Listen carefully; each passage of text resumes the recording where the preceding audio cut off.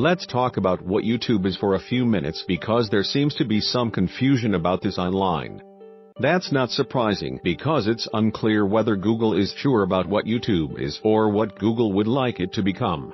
Here's the question you want to ask yourself if you want a long and fruitful career on YouTube. How is what I'm doing benefiting Google? But before we move on, let's answer the biggest question. YouTube is a pretty amazing service where anyone can upload a video for free and share it with anyone or everyone, and in some cases the platform may help them find an audience.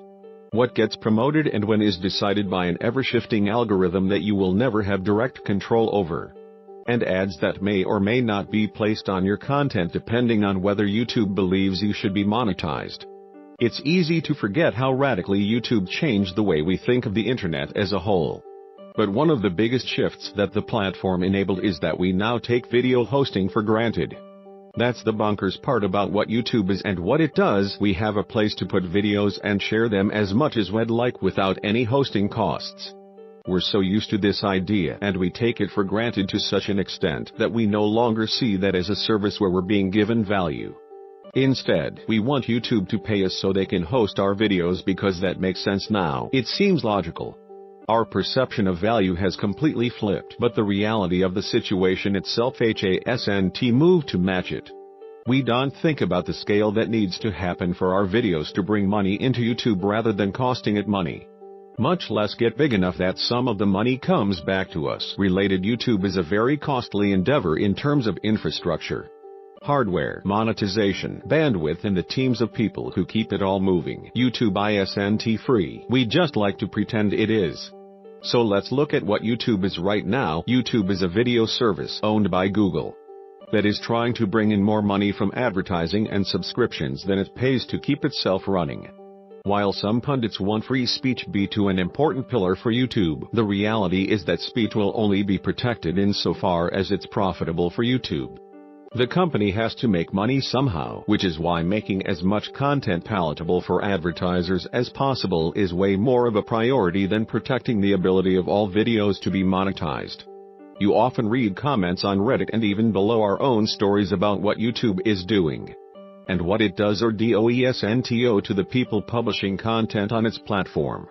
There is a group of people who seem to be indignant about YouTube making money from the work of creators while also setting basic minimums for channels to be monetized. Usually when someone makes something and someone else makes money off of it, the person who makes the product wants to get paid too. One commenter wrote in defense of the smaller creators, "That's not entitlement, that's how the world works." The issue here is that their argument is based around the idea that YouTube itself is free to operate.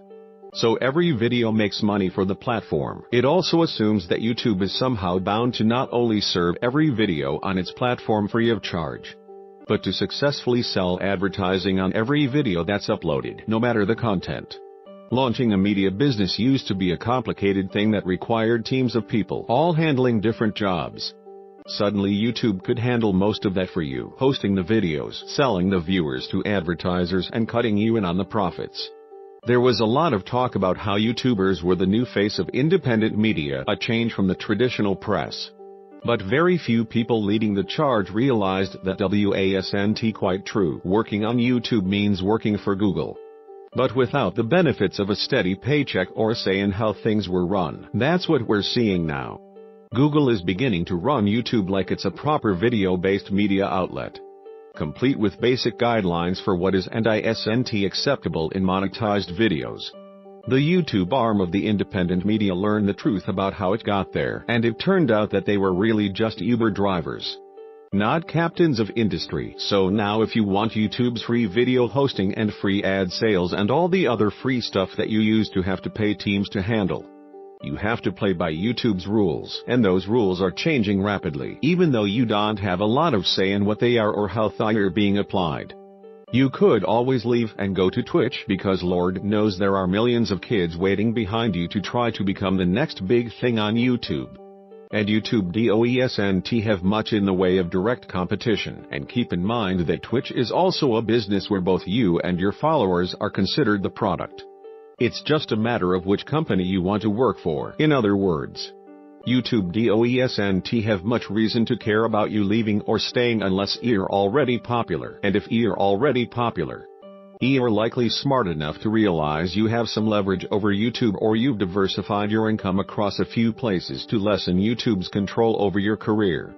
These people are already successful, though, and they came up during a very different time in YouTube's history. The rules and level of scrutiny have both changed dramatically since then. The smaller content creators now have to realize that YouTube does not care about them.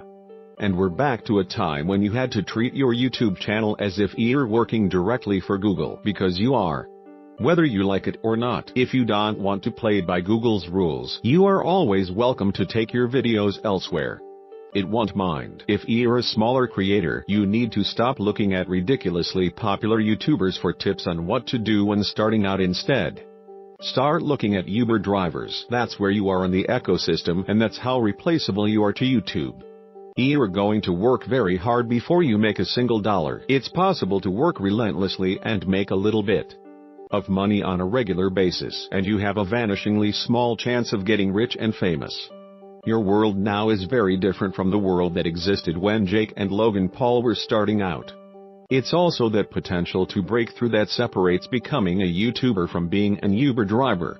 But if you want to think of it like a business, you have to realize that Google is your boss.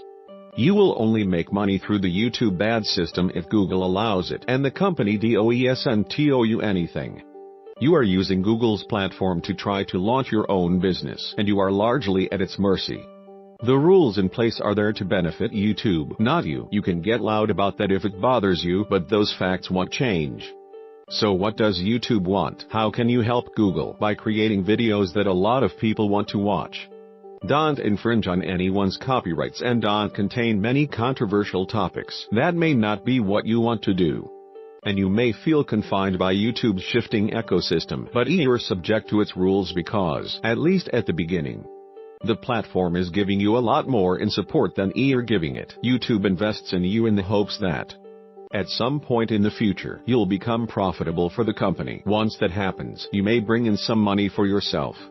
But YouTube is done giving away hosting and ad sales these days. You're going to have to earn it.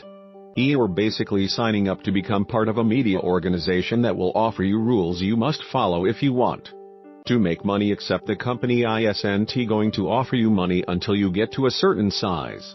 And there's no level of this deal where you get benefits or health care. Welcome to independence, I guess. Related, the difference between being a YouTuber and being an Uber driver is that Uber drivers have a limit on the money they can make.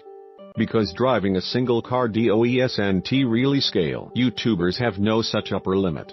But there's a tiny chance you may find the winning formula for growing a channel that's ready for monetization. A small number of creators may get popular enough to make a living from YouTube using a combination of ads, Patreon support, and other means. It's a job where you have to spend a lot of time and effort to make any money. But there remains at least a tiny hope of, at some point, making a lot of money. Those are the people we hear about. But we look less often at the people who burn out on their way up. This is a brutal business, but that's what YouTube is. It's a business. It's not concerned with free speech or helping tiny channels make money. It's not here to set you free or shackle you with unjust rules. It's a business that's owned by Google and trying to figure out how to turn a profit. There's opportunity in that struggle if you work hard and get lucky. But there's also every possibility that tomorrow you're going to find that YouTube decided it's really another kind of business, and the rules have shifted again. Just remember that Google does not owe you anything, and the system is set up for its benefit, not yours. YouTube is not a utility, and hosting your first few videos costs the company money. The question you need to ask yourself after that is how you plan on paying YouTube back, and then making enough money for yourself. Good luck.